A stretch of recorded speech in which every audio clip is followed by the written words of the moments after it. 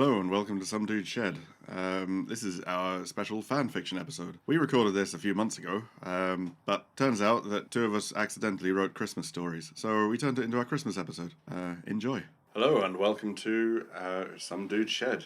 My name is Mr. Grey, and I'm joined by Mr. Black and Mr. Red. Hello. Hello. So today we have wrote some stories. There's no possibilities of these being true because we've had some inspiration and we've decided to make our own fan fictions. So this is bound to go well. Why do we do this again? I was just following orders. Something to do.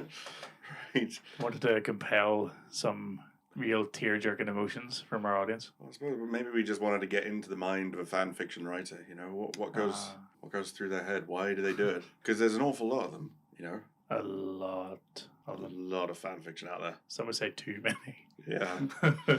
Anyway, shall we begin? Who would like to go first? I suppose I'll go first. Alrighty, Mr. Red. Let's see what you got. Right. What's it about? Oh, it's about a investment banker. Brilliant. We're all already. Yep. So that makes. What's it based on? I can't say. Oh, you can't say. All Yes. right. Okay. There's a big twist at the end. All right. Like M. Night Shyamalan kind of twist. Oh no, this is way more entertaining than I think he's ever done. They're all going to be vampires. They're all going to be aliens. Well, don't guess the twist. That's the fun part. You just gotta let it happen, Mr. Black. What kind of a Let's let it happen. what kind of a bank is the investment? Blood bank. Anyway, right. As Arthur Jackson made his way home on this cold Christmas day, he was exhausted after staying. Okay, then, Mr. Black. Yeah. I must be writing comedy gold here. Yeah. Anyway, after staying all night in the office, making sure arrangements were complete for his clients' investments, being an investment banker was lucrative, but the hours definitely weren't social or healthy. It was the second night in a row he was stuck in the office. No wonder Sarah broke off the engagement. Arthur thought to himself as he made his way through the gated community in his luxury Benz. He wasn't that hurt when he found the letter with the engagement ring sitting on top. On the one day he came home, Sarah made a point of dating the letter. It was 4 days before. Right. It was 4 days before Arthur had found it. It was only then he had realised she hadn't tried to contact him since the day he had left for work. He was too busy to notice. Oh well, he was too busy to care, Arthur said to himself. As he made his way down the quiet street, he made passing glances at the houses on the street, decorated with Christmas pomp. Some were more than others. Some had just holly wreaths on the doors. Some with lights in the mini evergreen trees at the front of the house. Others got carried away with giant inflatable snowmen, manger displays, and the house completely decorated with lights on every inch of available wall. To be honest, that's kind of annoying. you go down the street and it's just the whole place is just covered in Christmas lights. Yeah. You know, I mean, my house, we might have a tree. Curtains will be closed. I don't mind a bit of a Christmas decor on a house, but some people can go overboard with it. Think Yeah. of the carbon emissions. Arthur hated it. He saw it as people indulging in fake joy and pretending to be happy. As he came close to his home, what's so funny, Mr. Black? If it's just going the way I think it's going to go. Did he say bah humbug by any chance? No, no, he didn't. Okay. It wasn't. Did he have a top hat? And a big cane? No, I wrote it, not Charles Dickens. Right. As he came close to his home, which stood out from the rest of the houses on the street because it was completely absent of Christmas decor, Arthur got distracted by one of the houses on the street. A house that wasn't lit? Or No. As Arthur came close to his home, which stood out from the rest of the houses on the street because of its complete absence of Christmas decor, Arthur got distracted by one of the houses on the street. Seen in the window as a family sat down to their traditional Christmas dinner, with the dad at the head of the table, cutting the meat from the full-size turkey. Two young children joyfully playing with their new toys at the table, and the mum placing the baby in the high chair next to her. For a brief moment, Arthur thought to himself, was he missing something in his life? He then came to a realisation, yes, he was. A penthouse apartment in the city, so he didn't have to deal with his family's suburb rubbish anymore. It was Sarah's idea to live here, not mine, he thought to himself. Right. very disgruntled man, isn't he? Worry about where this is going. Well, he's just a focused worker. While Arthur came to his epiphany, suddenly there was a loud bang, and the car lifted and jerked up and down. Arthur slammed on the brakes and thought, what the hell did he just hit? Oh no. Still just speculating. Oh, I wonder who he hit. He glanced at the rearview mirror. He didn't see anything. He took a quick look round of his surroundings. Nobody was out on the street. Arthur then slowly got out of the car, continuing to look around, making sure nobody was about. He went to the front of his car first to inspect the damage. It was just a small dent to the right fender. It was small, but an inconvenience. He would have to get it fixed. It took away from the pristine look of his car, and therefore damaged Arthur's sharp image. This annoyed him greatly. Turning around, he headed to the back of the car to see what he had hit. It was a dog, a black pit bull. It wasn't moving. Arthur placed his foot on the canine and pushed it to see if it would react. Nothing. It was dead. Oh. I thought it was going to be like he ran over Santa and he had to beat Santa for the rest of the night. That's what I thought it was. No. that's way more like Santa Claus. Santa Claus, isn't it? Yeah. Yeah. Continued to monitor his surroundings. Arthur picked up the dog and threw it in the trunk of his car and got back into the driver's seat and drove off. He wasn't in the mood to try and find out who the dog belonged to and to hear how awful he was for running it over. He passed the river on his way to work. He'd leave the dog in the trunk and dispose of it tomorrow. Oh, lovely. Smelly. I told you I was going for Patrick Bateman style character. Right, okay. A problem avoided, he thought to himself. Arthur reached his house and pulled up in the driveway. He got out of his car, grabbed his work briefcase and laptop bag from the passenger seat and headed to the door. When he reached the door at the top of a couple of steps, he struggled to find his keys. Juggling his briefcase and laptop bag, he rummaged through his pockets until he finally found it in the inside of the pocket of his suit jacket. When raising his hand to place the key in the door, Arthur dropped his briefcase and it popped open, papers and stationery falling out everywhere. With a sigh of annoyance, he opened the door, set his laptop bag in the door, and picked up the mess he had made on the steps, bundling it all back into his briefcase and throwing it through the doorway. He walked inside and slammed the door behind him. Having little energy left, Arthur went into his living room and sat down on his suede couch in front of his oversized TV, giving himself a second to rest. Within a few minutes, he fell asleep. Waking up a few hours later, to rumblings in his stomach, Arthur made his way to the kitchen. He couldn't remember the last thing he had eaten, something maybe lunchtime the day before, or maybe even the day before that. All he knew now that he was famished. He went to the fridge. It was empty. He checked the freezer. Nothing. He inspected the cupboards. Again, nothing. Guys, someone's eating out his house. He thought to himself he shouldn't be surprised. He barely lived here, spending most of his time in the office. He must have forgot to order groceries. It was something Sarah would have done, but she's gone now. Oh well, he thought to himself, I'll just have to order something. He looked online from his phone for a nearby takeaway. They were all closed. It was late afternoon on Christmas Day after all. Another reason to hate this day, Arthur mumbled to himself. He's not very festive. No. He went back into the living room, sat down with his stomach almost beginning to growl with hunger. He thought to himself, where could he get something to eat? Then it dawned on him. All right, okay. It's kind of like you go into the kitchen and like there's no food, but there's cream crackers in the drawer. There's like not even any butter in the fridge. And you just eat the cream crackers because you're just desperate. Oh, I'd be so thirsty after that. But what if there's no crackers and there's only just a dog? If you got an oven, that's an opportunity. He thought to himself, where could he get something to eat? It dawned on him. The unfortunate accident sitting in the trunk of his car. Arthur had eaten dog before on a business trip to South Korea.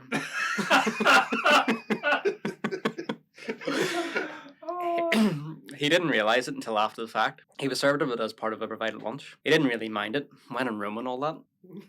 He told himself. It tasted like strong venison, which he wasn't particularly keen on, but he could eat anything now, his hunger growing on him. He grabbed a garbage bag from the kitchen drawer and made his way outside to the trunk of his car, looking around to make sure nobody was about before opening it, placing the garbage bag over the dog as best he could to hide what he was about to carry inside in case anyone seen. He lifted the dog, which was now stone cold, into the house and set it on the kitchen counter. He grabbed a frying pan from the rack and threw some oil on it and placed it on a high heat. He's going to put the whole dog in the frying pan. Jeez. I'm no chef, but you should at least peel it. Well, using a meat cleaver and a selection of knives, Arthur managed to get a few bits of meat off the dog and threw them in the pan. They seared and sizzled, cooking them for a few minutes, each lifting them out and dumping them onto a plate. Arthur sat down to his unusual meal and began to eat. The unfamiliar taste filled his mouth. He didn't quite care for it, but it would appease his hunger anyway. Suddenly, there was a ring at the doorbell. Arthur groaned to himself. Who the hell could that be at this time on this day? Dropping his knife and fork on the plate, he made his way to the door. Arthur opened the door. A man he didn't know stood in front of him. Do you know Have it? you seen this dog? Do you know what's going? Yes, I do. I only just caught on though, like recently. Like, well, Mouth it to me. The stranger had shoulder length hair, a thick beard. He was wearing what looked like a fitted Italian suit. Sharp dressed man, Arthur thought to himself. tapered. The stranger introduced himself. Hi, my name's John. John Wick. All right. John Christmas. I just live a few houses down the street. I'm looking for my dog. The GPS tracker on his collar says he's around this house somewhere. He may have snuck into your back garden. Do you mind if I take a look? As Arthur processed this man's questions, his hunger disappeared and a sudden surge of dread shot through him. Before Arthur could respond to the visitors standing in his doorway, the man held out his hand with an object in it and said, I found this pencil lying at the bottom of your steps. You must have dropped it. The end. I think it has your name on it. All right. To be fair, that was pretty good. Okay. See, I didn't initially catch on whenever you said Black Pitbull. I was like, oh, descriptive. That's pretty good. But I didn't think any further than that. But then it was obviously whenever you started cooking the dog, I thought, oh, hold on. Yeah, that's good. That's good. Oh dear. So, And I made sure to set up the pencil thing midway through the story, dropping the briefcase and all that. so. Oh, yes. I see. Oh, you see, that slipped by me as like an insignificant detail. Like, yeah, I mean, not of any importance, but that was pretty good. That's good. Oh, that's good. So what made you think of writing a John Wick fiction? It wasn't really a John Wick fiction. It was a little story with John Wick in it. Really. Well, yeah. I just, I wanted something with a big twist, and I watched John Wick not that long ago, so I was just thinking, he loves his dog. See, How can I make a Patrick Bateman style character that you just really hate, and then whenever you think about what's going to happen to him, you're pretty glad. See, I don't know whether I was swayed beforehand because I was actually initially expecting Patrick Bateman. Patrick Bateman, I think. Patrick, Yeah. well, yeah. The guy from American Psycho, if anyone doesn't know. Yeah. I was expecting that kind of story. Like he was going to start like, I don't know, end up eating corpses or, trying to, I don't know. But I was expecting something just like that, screwing over somebody over for like a business deal or something. But that was pretty good. Thank you. Yeah, it was. Out of 10. Oh goodness, that's hard. I do out of 5. Okay. Okay, well we'll just double it then, and that'll work. I give that 8 out of 10. The only bit missing is more John Wick, really. Fair enough. But Yeah, you give it a 4. You know what I mean? Like it's going by fan fictions. 4 out of 5. Yeah, 4 out of 5. And 8 out of 10. It's the same thing. it's I the said same that. thing. But yeah, like as far as fan fictions go, when the way like most of them are painful. Written while on something, I assume, by reading Yeah. a lot of them, to be honest. Yeah, or just like it's painful to read. Yeah, it can be. Too long, way too long. So, Whereas yeah, yours was nice and short. It was it was a nice campfire story. yeah, it was. Kind of had the same structure as a like a ghost story. Or a shed Well, story. yeah. Yeah, Yeah, shed story. there you go. Ideal. We don't camp, we shed. We Right. should. So I guess it's it's my turn, I guess. Yes, it's your turn. If we're happy to move on. Any no other questions then? No, not really. Anything you didn't like about the story? Well, okay. Well, one question, I guess. Why Christmas? I needed the restaurants not to be open so we can order takeaway. Ah, right. Okay, that works. Quite Well, I nice. suppose my only criticism I was thinking of was It also makes it a John Wick Christmas tree. yeah, but then I was thinking, why would John Wick allow his dog to run outside Well, dog could just skip out the back door. of John Wick's house? Potentially. Maybe he let the dog out for, to go to the bathroom and dog just snuck There's away. a hole in the fence or something. Yeah. Well, the dog saw the Christmas lights and was like, oh, Who? I need to see that. I don't know. Maybe he was chasing a squirrel down the street or something. I don't know. He smelled the Christmas market, not too far away. Yes. Possibly. That's good. Well, right, my turn. Well, I can tell you what this is based on because it's pretty much obvious in the first 2 words. But this is a Star Wars story. Ooh. And it's based on it's Darth Vader. Well, the story is called Vader's Old Friend. So it's Darth Vader going back and visiting someone. So here we go. Darth Vader stood at the edge of the boarding ramp for the shuttle and looked out over the landscape of Mos Eisley on Tatooine. He remembered clearly of the hive of scum and villainy that he was about to step into. He was hesitating, and the crew of the shuttle knew it. "Is everything okay, my lord?" asked the co-pilot. "Yes, I'm just sensing the force of this place. I'm looking for someone. Someone I haven't seen since." Vader trailed off and walked with purpose down the ramp towards the port town. The co-pilot turned to the lead pilot and said, "What do you think caused him to delay? Why didn't he just walk down the ramp?" "Who knows," said the pilot. "Maybe he was looking for someone with the force, or maybe he doesn't like sand. I have no idea." The co-pilot thought it was possible. He said, "It is rough, coarse, and irritating, and it gets everywhere." So Darth Vader walked through the town, seeing all manner of shifty individuals, some human, some alien, and even some droids that looked like they had been programmed to be suspicious.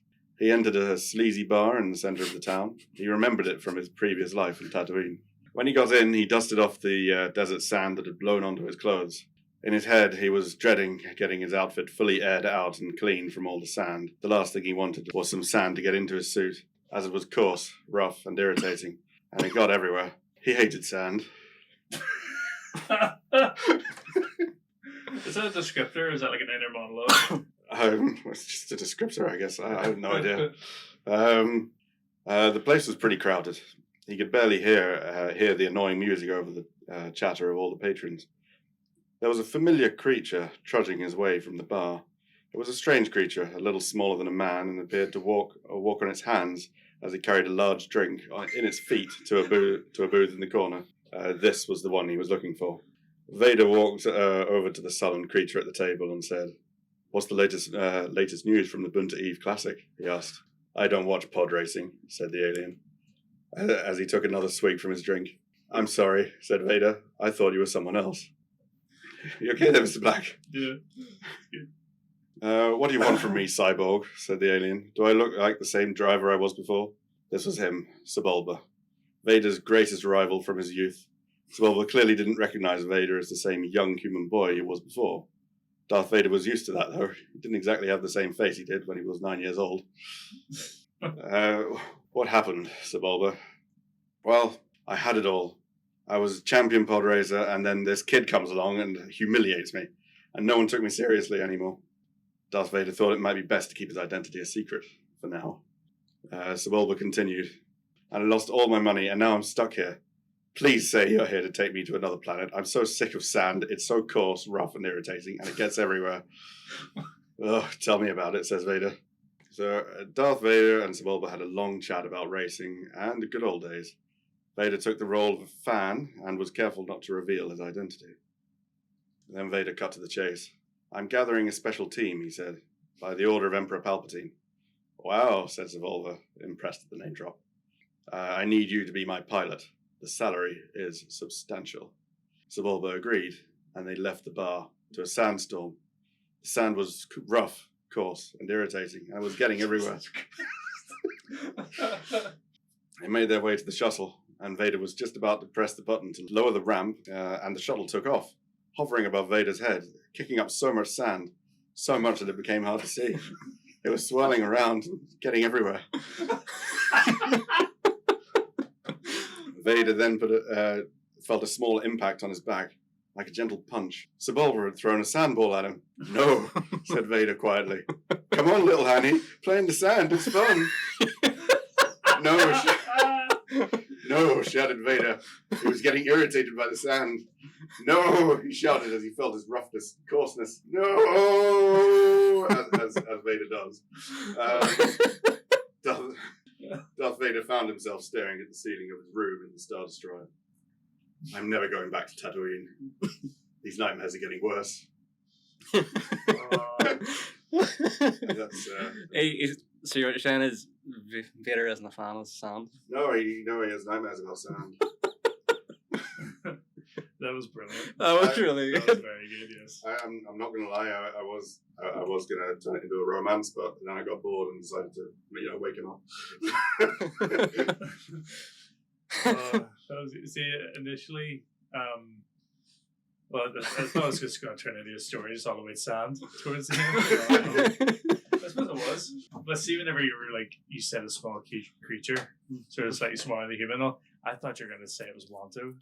What's over? Oh, What's the, over, the yeah. guy with the wings. The fucking, yeah, that would have been good. That would have been an excuse to do the voice as well. Can you do the Wanto voice? I'm afraid not without good reason. He does like 200. What does he say? What does he say? Man, the tricks do not work on me. Or something like that. Yeah. That probably sounded a bit too Mario-y, didn't it? Republic credits are no good here. Public credit's no good here.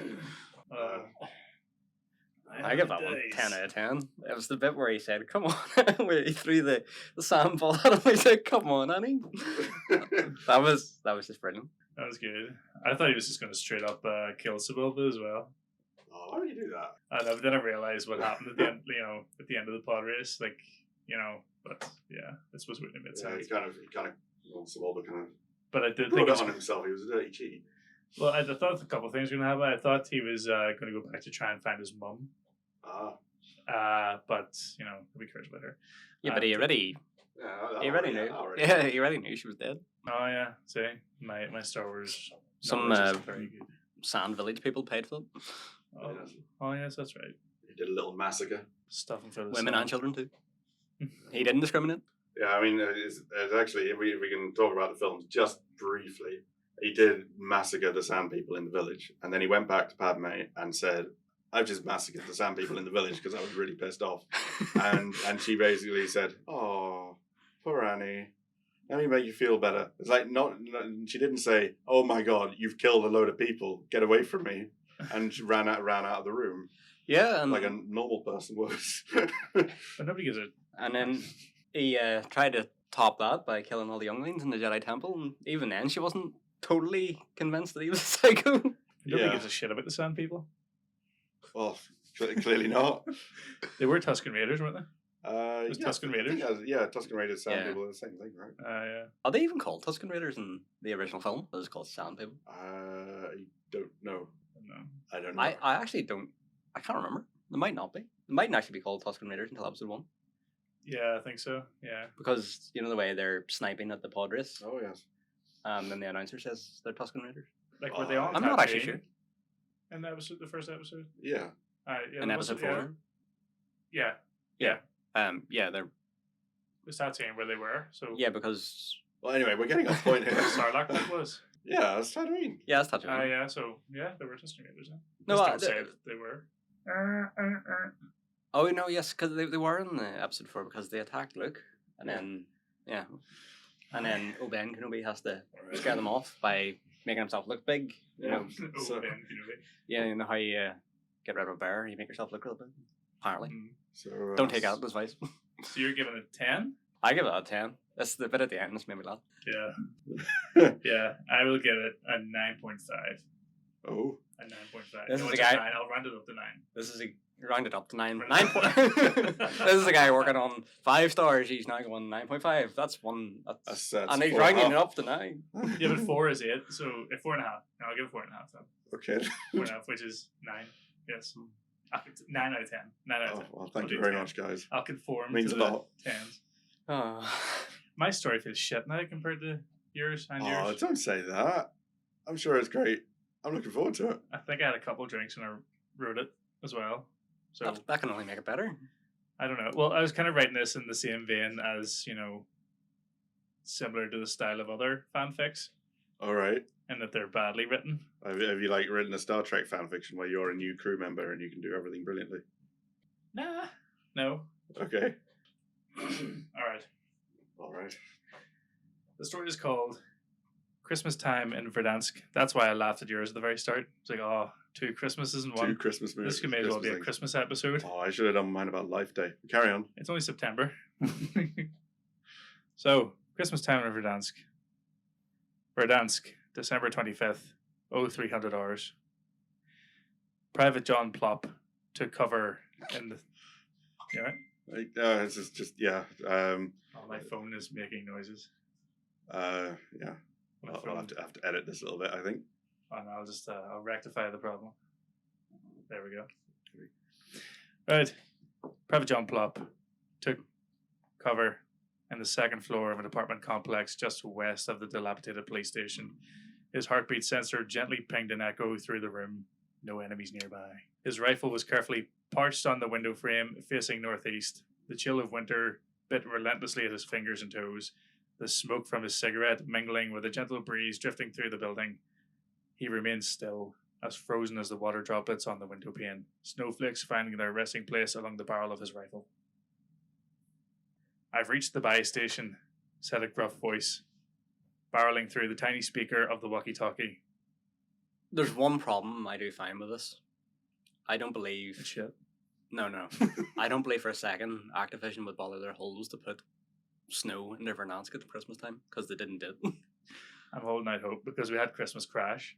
You know, the Christmas tree in the middle and the presents and back in COD 4, you know. Well, But that was a long time ago. But they didn't do it for last Christmas, did they? Don't believe they did. they have some sort of event on.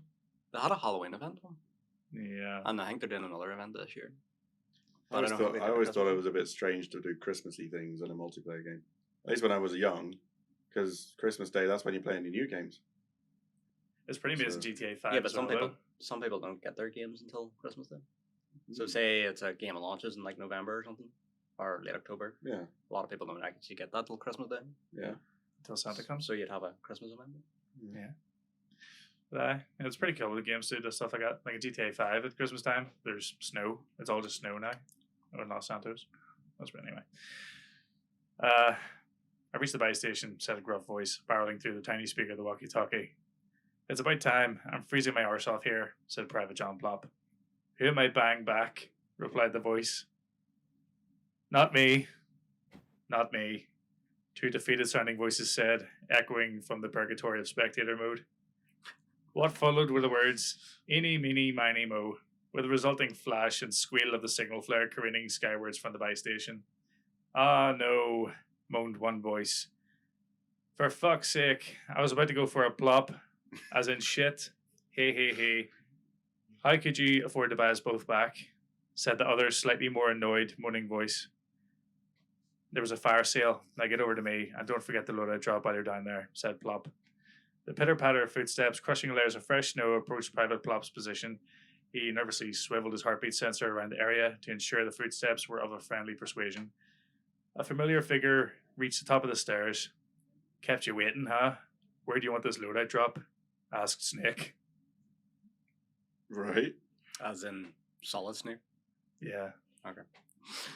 A lot of effort put into that.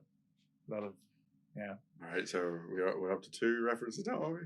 Yeah. Well, it's Solid Snake and Warzone. Okay. Yeah. So it's already a crossover. "Just throw it over there. Make sure it doesn't land on the roof. I'm sure I heard a sniper nearby," insisted Plop. "Also, why do you keep saying that?" "What?" replied Snake. "Kept you waiting. You always say that every time you keep us waiting. You already know you keep us waiting. It's almost like you take your time on purpose just so you can say it every damn time. That's what you do. You make us wait," yelled Plop. "What is your problem?" Snake barked back.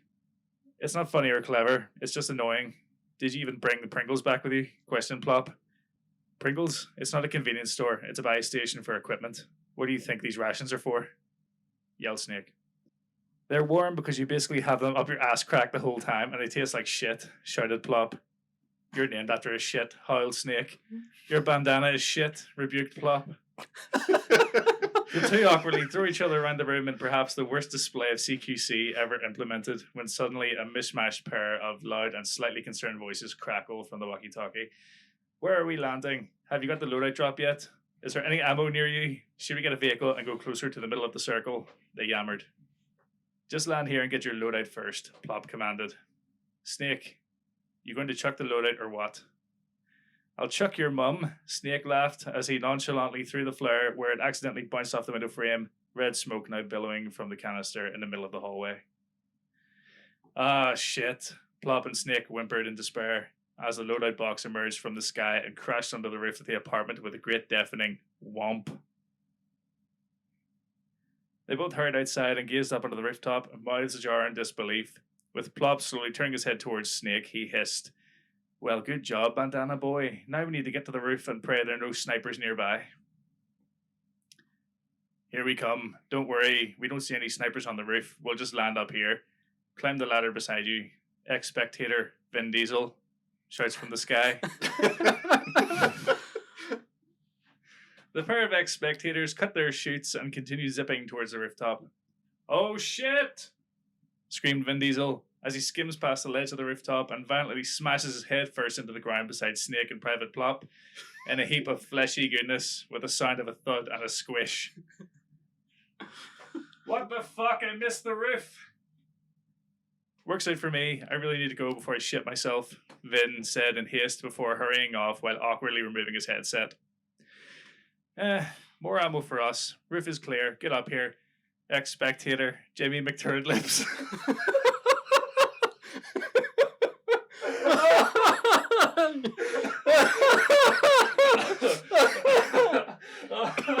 I'm sorry, what's that character's name? I forgot. I wrote this a month ago, so I forgot like half the stuff that's in it. This name. The roof is clear. Get up here. Ex-spectator Jimmy McTurdlips replied in an optimistic tone. Oh, so there's an armor satchel up here if any of you want it, he yelled. I spelled satchel wrong. It's just like a real fan fiction. Does a rocking horse have a wooden dick? Of course I want it. Plop chants with glee. Not before I get it first, challenges Snake. They both rush up the ladder to go to the loadout and armor satchel. Ha! Beat you, cheers Snake. Well, you need it more than I will, Trouser Snake, Private Plop joked as he pursed his lips pretending he wasn't annoyed, but really was annoyed. Hey, why didn't you want it, McTurdlips? Asked Snake. Because I'm usually the first to die anyway, laughs McTurdlips. Ha ha ha, they all said and laughed. Suddenly a crack and a thud is heard as McTurdlips is violently thrown to the ground by a sniper round. McTurdlips, yells Plop. Pick me up, screams McTurdlips. Where was that from? Snake shouts and asks. I definitely had a few drinks. The roof of Nakatomi Plaza, west, get down, McTurdlips commanded. Don't worry, I took a shitload of diazepam. I took a shitload of diazepam. And I'm tripping major balls, Snake reassures the team. He whips out his PSG-1, aims it directly to the roof of Nakatomi Tower, fighting his fear of the glint of the enemy scope beaming back at him. He scopes him and fires all within the space of a second. Snake hears a satisfying shatter of armor plates and a squeal over the enemy comm screaming, "Fucking hacker!" I'll take the compliment, Snake said suavely, all proud of himself. That was epic, cheers McTurdlips. Nano machine, son, Snake says with a thumbs up and a smirk. But isn't that cheating? Private Plop inquires. No, shh, husses Snake. Let's finish up here and get off this damn roof, Private Plop orders the team. The team gets ready to move when Snake catches something at the corner of his eye in the night skies to the east. Hey, what's that? Shouts Snake as he points towards the anomaly. They all stare for a few seconds. Is it an enemy chopper? Private Plop asks. It's Santa, shouts McTurdlips, dancing with joy. That's not Santa, Snake utters with a fearful judder in his voice. Airstrike! They all scream as they dive for the nearest cover. Multiple aircraft strafe the building with a deafening roar in a crescendo of machine gun fire. The team took major damage, losing all their armor plates, but miraculously they survived. A true Christmas miracle. Fuck, that was close, shouts Plop. Hey, take these plates, says Snake, as he evenly distributes the remaining plates he has in his satchel to the rest of the team. Thanks, Snake, says John Plop, as he thumbs up in one hand and miming a suggestive masturbatory motion with the other.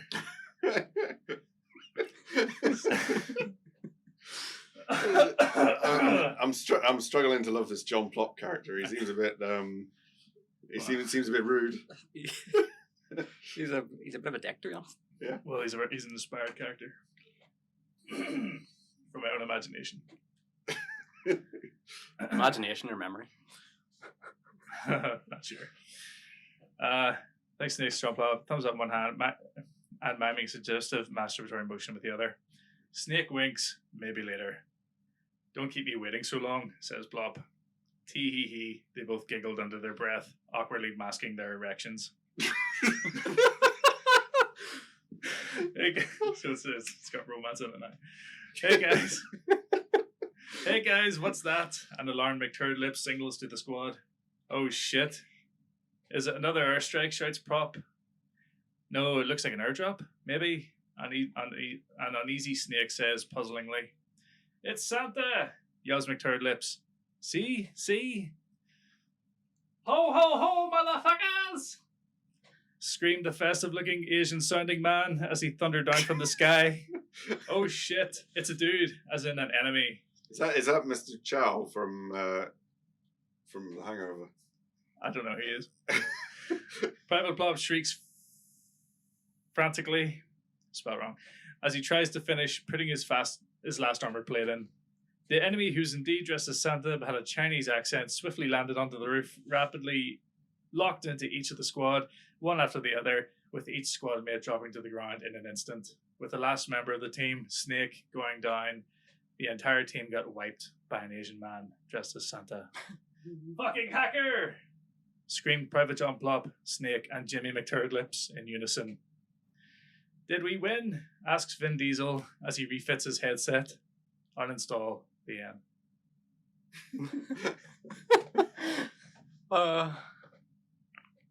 Brilliant. That was terrific. I love the dynamic relationship between Private John Plop and Snake. I had to fit romance in there somehow. And how do you fit It's like, romance on your battlefield? it was a bit like a fighting relationship, wasn't it? I mean, they Yeah, argued a lot, but there was love there. It was a very passionate relationship in many ways. But I mean, how do you add love into a battlefield? It's generally very spontaneous. So, Yeah, I guess. but yeah, had everything: friendship, peril, romance, betrayal, and hackers. So, what was the inspiration for this story? I can't help but feel it was just us playing Warzone. Is Warzone, yeah. Oh, right, okay. Because in a lot of ways, Warzone is a love-hate relationship. At first, you're like, yes, let's play Warzone. And then you play maybe 2 matches, and you just want to uninstall it. Because it sucks. I thought it was more like a relationship with, like, I don't know, heroin. You know it's bad for you. You know you shouldn't do it, but you just can't get enough. Basically, once you start, you can't stop. So, You're always looking for that win. Private John Plop, is that based on a real character, or? He is based on a fictional character from a very obscure alternate, fan fiction on the internet Oh, right, okay. called The Diary of Mr. John Plop. Ah, right, okay. So it's based off a semi-fictional character, I guess. But yeah, he's fiction. He's a fictional character. John Plop has had many adventures with Bruce Willis and Mickey Rourke and random other people. Oh, yes. Well, it was a good action comedy, I thought.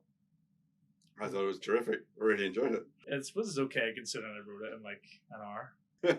I mean, I think of it that way. I'm proud of it. I can kind of tell, but Yeah. It's just literally whatever came to his mind first. Well, I was like, what way is every other fan fiction written? And it's like, well, it's hasty. Not a lot of thought gets put into it. And so and there's usually a boner in there somewhere. That's also true. Yeah. Got all the ingredients.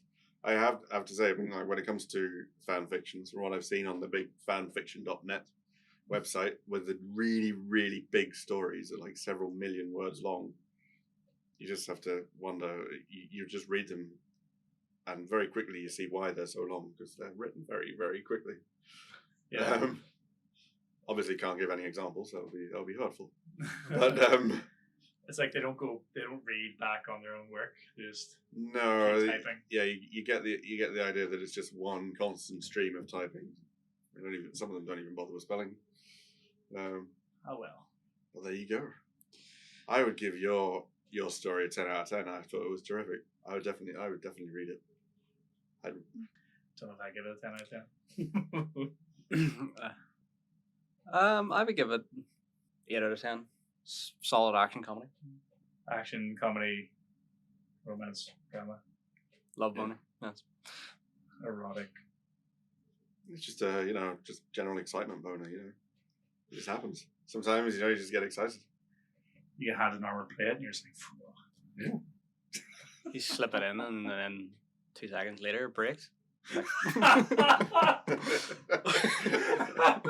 Oh, brilliant! It just instantly breaks after one. After some guy just looked at you. Yeah, pretty much. So yeah, there you go. Well, Very amazing, well-crafted narratives. yeah.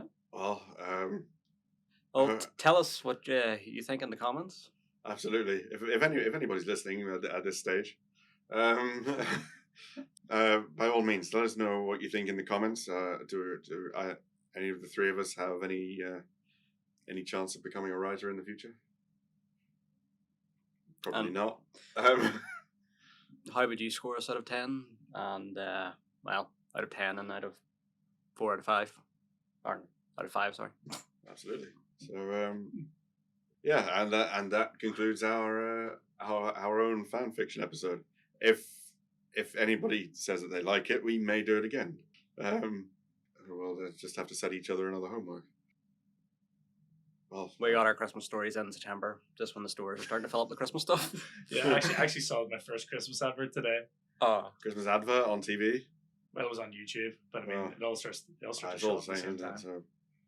So, Come to Thingy McShop full of shit for Christmas deals. That kind of. I could also swear I seen Christmas stuff in Tesco's before I've seen Halloween stuff this month. Yeah. It's insane. shocking. Anyway, until next time, thanks for listening. Till next time. See you whenever the next one comes out on in some dude's shed. Adios. Bye.